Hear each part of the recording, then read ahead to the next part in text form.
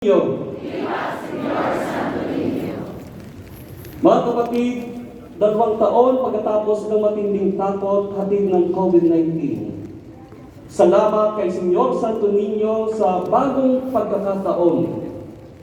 Ngayon, muling nagtitipon ang kanyang mga deboto at mananampalataya dito sa Basilica at Pilgrim Center.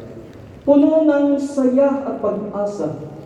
Sama-sama nagpupuri at nagpapasalamat sa siyam na araw na nobinaryo, parangal sa kapistahan ni Senyor Santo Niño. Hit, Senyor! Sadyang hindi maitutumba ng COVID ang mga nananalig sa Batang Jesus.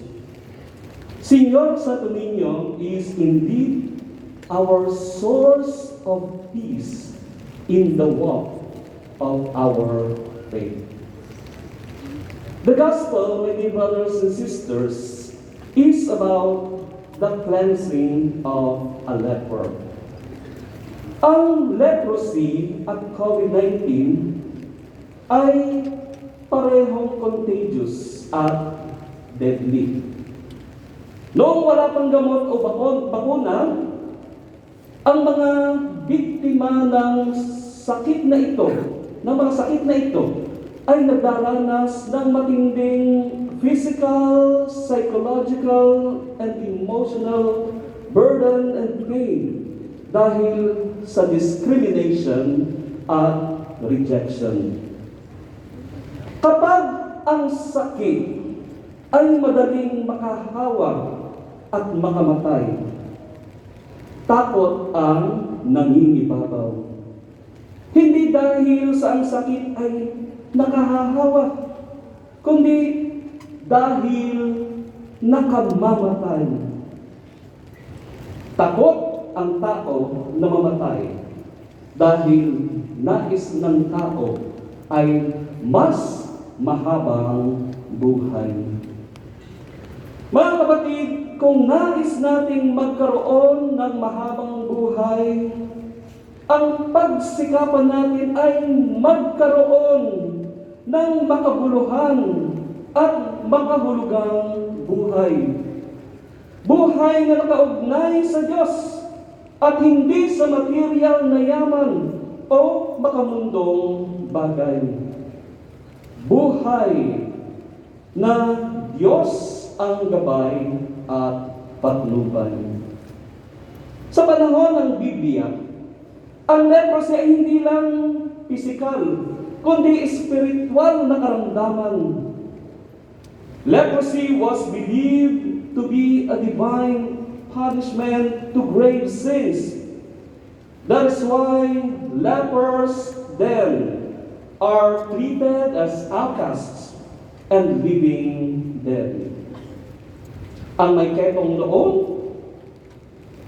kahit buhay pa, ang trato sa kaniya ay patay na.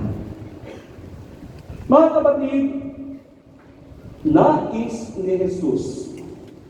Ang nais ni Jesus ay bigyan tayo ng makahulugan at makabuluhang buhay. Jesus Himself touches the leper, and we can relate this act to the image of the Holy Child. See how the child Jesus holds the globe by his hand. Bakit hawak ni Santo Niño ang mundo? Dahil gusto niyang pagalingin ang tao. Gusto niyang protektahan ang mundo. All of us are in constant need of God's healing because all of us are sinners. We are lepers of the modern day. In today's Novena Mass, we come and approach Senyor Santo Niño with our hands stretched and raised. We come to Jesus and beg to Him like the leper in the gospel. Kailangan natin ng kagalingan. We need physical healing, spiritual healing, financial healing. We need healing of broken relationships. Narito tayo upang itaas ang iba't iba nating hiling kay Señor Santo Niño. In the gospel, healing is not the will of the leper, but rather faith and humility drove the leper to surrender himself and allow the will of God to prevail. Hindi ang gusto natin ang dapat masunod, kundi ang gusto ng Diyos. If you will, Lord, I will be healed. Our pride, my dear brothers and sisters, is our worst spiritual leprosy that needs ultimate healing.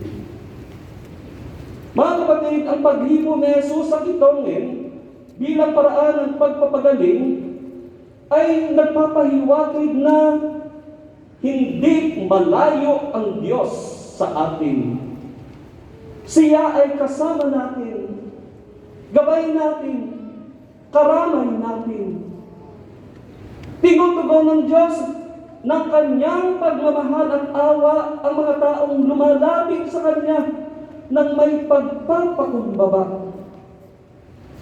Mercy and compassion need involvement and not condemnation, acceptance and not rejection. Higit sa haplos, naroroon ang presensya ni Jesus. Bakit ba tayo may imahe ng Santo Niño sa ating mga bahay?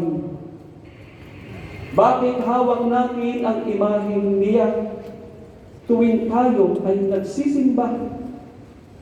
Sapagkat ang imahe ng Batang Jesus ay nagpapaalaala sa atin ng presensya ng Diyos sa ating buhay.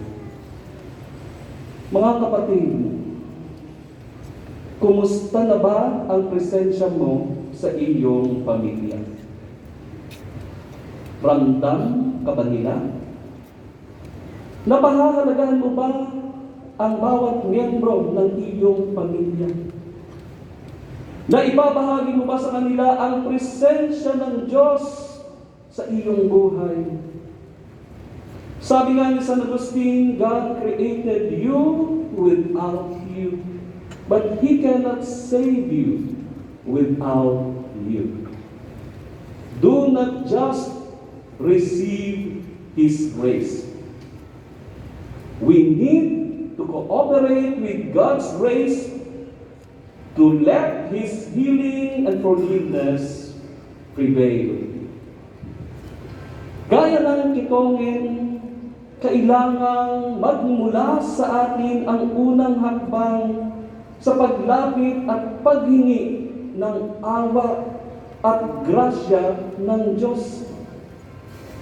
Hindi rin nakapagpigil ang kitongin na ipamalita ang kabutihang ginawa ng Diyos sa kanyang buhay.